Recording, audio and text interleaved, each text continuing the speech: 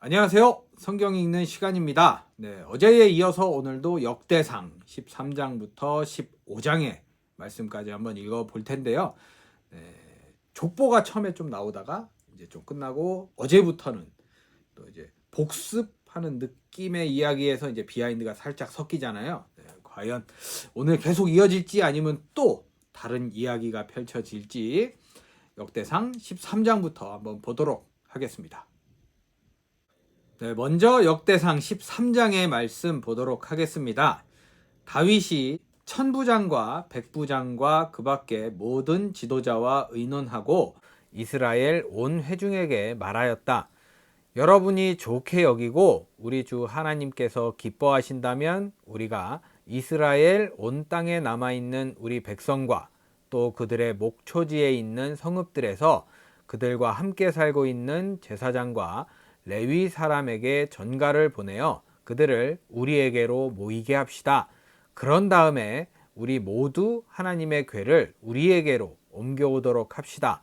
사울 시대에는 우리가 궤 앞에서 하나님의 뜻을 여쭈어 볼 수가 없지 않았습니까? 이제 궤를 옮기네요. 어떤 건지 기억이 날 것 같아요. 온 백성이 이 일을 옳게 여겼으므로 온 회중이 그렇게 하겠다고 대답하였다. 그래서 다윗은 하나님의 궤를 기럇 여아림에서 옮겨오려고 이집트의 시올에서부터 하맛 어귀에 이르기까지 온 이스라엘을 불러 모았다. 다윗과 온 이스라엘이 하나님의 궤를 옮겨오려고 바알라 곧 유다의 기럇 여아림으로 올라갔다. 그 궤는 그룹들 위에 앉아 계신 주님의 이름으로 불리는 궤이다. 그들이 아비나답의 집에서 하나님의 궤를 꺼내서 새 수레에 싣고 나올 때에 웃사와 아히요가 그 수레를 몰았다. 다윗과 온 이스라엘은 있는 힘을 다하여 노래하며 수금과 검은고를 타며 소구와 심벌들을 치며 어디는 또 소고라고도 하고 소구라고도 하는데 다른 악기인지 아니면 그냥 이름이 그냥 왔다 갔다 하는 건지 모르겠어요. 나팔을 불면서 하나님 앞에서 기뻐하였다. 그들이 기돈의 타작마당에 이르렀을 때에 소들이 뛰어서 궤가 떨어지려고 하였으므로 웃사가 그 손을 내밀어 궤를 붙들었다. 웃사가 궤를 붙들었으므로 주님께서 웃사에게 진노하셔서 그를 치시니 그가 거기 하나님 앞에서 죽었다. 이제 기억이 확 나죠. 어떤 건지. 근데 이거는 어떻게 보면 궤를 구하는 거였잖아. 그러니까 내려오면 깨지던가 박살이 났을 텐데 그러지 말라고 이렇게 손을 댔는데 웃사가 죽게 돼서 이건 좀 억울한 면이 있다. 이런 얘기를 했던 기억이 있습니다. 주님께서 그토록 급격하게 웃사를 벌하셨으므로 다윗이 화를 냈다. 그래서 그곳 이름을 오늘날까지 베레스 웃사라고 한다. 그날 다윗은 이 일 때문에 하나님이 무서워서 이래서야 내가 어떻게 하나님의 궤를 내가 있는 곳으로 옮길 수 있겠는가 하였다. 그래서 다윗은 그 궤를 자기가 있는 다윗성으로 옮기지 않고 가드 사람 오벳 에돔의 집으로 실어가게 하였다. 그래서 하나님의 궤가 오벳 에돔의 집에서 그의 가족과 함께 석 달 동안 머물렀는데 그때에 주님께서 오벳 에돔의 가족과 그에게 딸린 모든 것 위에 복을 내려 주셨다. 이런 일이 있었습니다. 그 비하인드가 조금 섞여 있네요. 이렇게 13장이 마무리되었습니다. 계속해서 역대상 14장의 말씀 보도록 하겠습니다. 두로왕 히람이 다윗에게 사절단과 함께 백향목과 석수와 목수를 보내어서 궁궐을 지어주게 하였다. 다윗은 주님께서 자기를 이스라엘의 왕으로 굳건히 세워주신 것과 그분의 백성 이스라엘을 번영하게 하시려고 그의 나라를 크게 높이신 것을 깨달아 알았다. 다윗은 예루살렘에서 또 아내들을 맞아 또 자녀를 낳았다. 그가 예루살렘에서 낳은 아이들의 이름은 삼무아와 소밥과 나단과 솔로몬과 입할과 엘리수아와 엘벨렛과 노가와 네벡과 야비아와 엘리사마와 브엘야다와 엘리벨렛이다. 네, 엘벨렛도 있고 엘리벨렛도 있고, 네, 참 이름들이 좀 헷갈리겠네요. 다윗이 기름 부음을 받아 온 이스라엘의 왕이 되었다는 소식을 블레셋 사람이 듣고 온 블레셋 사람이 다윗을 잡으려고 올라왔다. 다윗이 이 말을 듣고 그들을 맞아 공격하려고 나갔다. 블레셋 사람들이 이미 몰려와서 르바임 평원을 침략하였다. 다윗이 하나님께 아뢰었다. 제가 저 블레셋 사람들을 치러 올라가도 되겠습니까? 주님께서 그들을 저의 손에 넘겨주시겠습니까? 주님께서 그에게 대답하셨다. 올라가거라. 내가 그들을 너희 손에 넘겨주겠다. 그래서 그가 바알브라심으로 쳐들어갔다. 다윗은 거기에서 블레셋 사람들을 쳐서 이기고 나서 이렇게 말하였다. 홍수가 모든 것을 휩쓸어 버리듯이 하나님께서 나의 손으로 나의 원수들을 그렇게 휩쓸어 버리셨다. 그래서 사람들이 그곳 이름을 바알브라심이라고 부른다. 블레셋 사람이 그들의 온갖 신상을 거기에 버리고 도망갔으므로 다윗은 그 신상들을 불태워 버리라고 명령하였다. 블레셋 사람이 또다시 그 평원을 침략하였다. 다윗이 하나님께 아뢰니 하나님께서 그에게 대답하셨다. 너는 그들을 따라 올라가 정면에서 치지 말고 그들의 뒤로 돌아가서 숨어 있다가 뽕나무 숲의 맞은 쪽에서부터 그들을 기습하여 공격하여라. 뽕나무 밭 위에서 행군하는 소리가 나거든 너는 곧 나가서 싸워라. 그러면 나 하나님이 너보다 먼저 가서 블레셋 군대를 치겠다. 다윗은 하나님이 명령하신 대로 기브온에서 게셀에 이르기까지 쫓아가면서 블레셋 군대를 무찔렀다. 다윗의 명성이 온 세상에 널리 퍼졌고 주님께서는 모든 나라들이 다윗을 두려워하게 하셨다. 네, 이게 이야기가 좀 뜬금없네요. 이제 궤 옮기는 거에서 또 이제 갑자기 또 다른 이야기 나오고 이제 어떻게 보면 이제 복습하는 느낌이잖아요. 그래서 이제 좀 짧게 압축을 해서 이야기를 하다 보니까 좀 알지? 이런 느낌 있잖아요. 선생님들이 요거 알지? 요거 배웠어? 우리 저번에 봤어? 이런 느낌으로 이제 시험 범위 같은 거 이제 요약해 주셨듯이 그런 느낌으로 이렇게 읽는 것 같아요. 대신 좀 이름들이 그래도 전처럼 막 이렇게 복잡하게 안 나오고 그래서 그나마 좀 위안이 되는 부분입니다. 네, 이렇게 14장이 마무리되었습니다. 네, 끝으로 역대상 15장의 말씀 보도록 하겠습니다. 다윗이 다윗성에 자기가 살 궁궐을 지었다.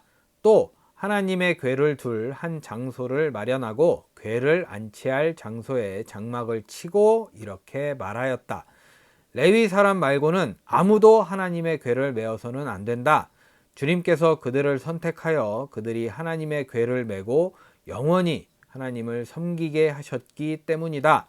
다윗은 그가 마련한 장소에 주님의 궤를 옮겨오려고 온 이스라엘을 예루살렘으로 불러 모았다. 다윗이 불러 모은 아론의 자손과 레위 사람은 다음과 같다.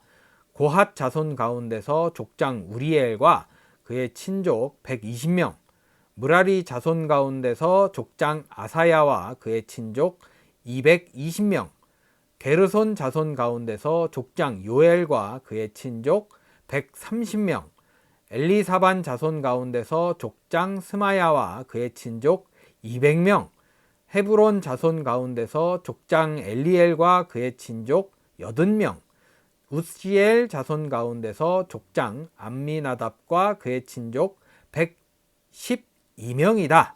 네, 여기서 좀 헷갈리더라고요. 네, 다 이제 0으로 떨어졌잖아요. 10번대로 떨어졌는데 여기는 112명이래요. 네, 그래서 이게 120명인가? 막 이런 느낌 들더라고요.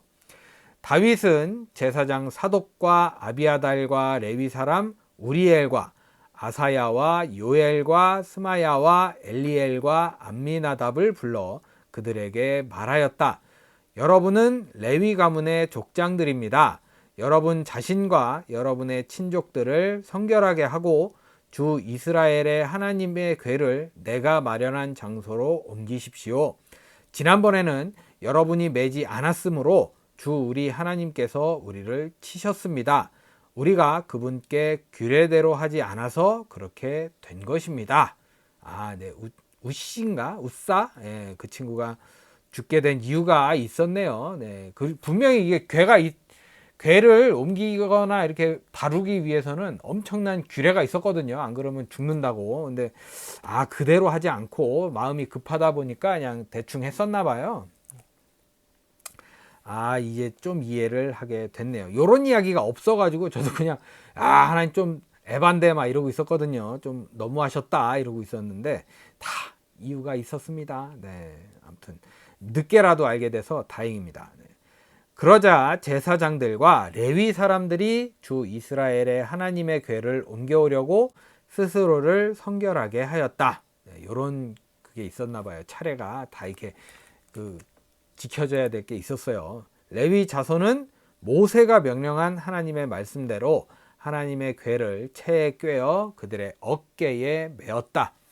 다윗은 레위 사람의 족장들에게 지시하여 그들의 친족으로 찬양하는 사람들에 임명하게 하고 검은고와 수금과 심벌주 등 악기를 연주하며 큰 소리로 즐겁게 노래를 부르게 하였다. 레위 사람은 요엘의 아들 헤만과 그의 친족 가운데서 베레야의 아들 아삽과 또 그들의 친족인 므라리 자손 가운데서 구사야의 아들 에단을 임명하였다.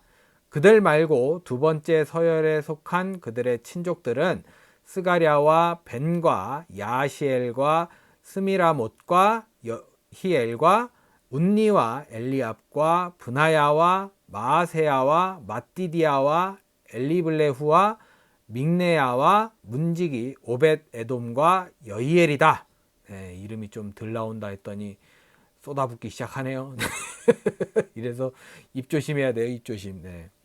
찬양대에 속한 헤만과 아삽과 에다는 놋 심벌지를 치고 스가랴와 아시엘과 스미라못과 여히엘과 운니와 엘리압과 마아세야와 브나야는 알라못 방식으로 검은고를 타고 이제 검은고 타는데 무슨 방식이 또 있었나 봐요. 여기는 알라못 방식이라네요.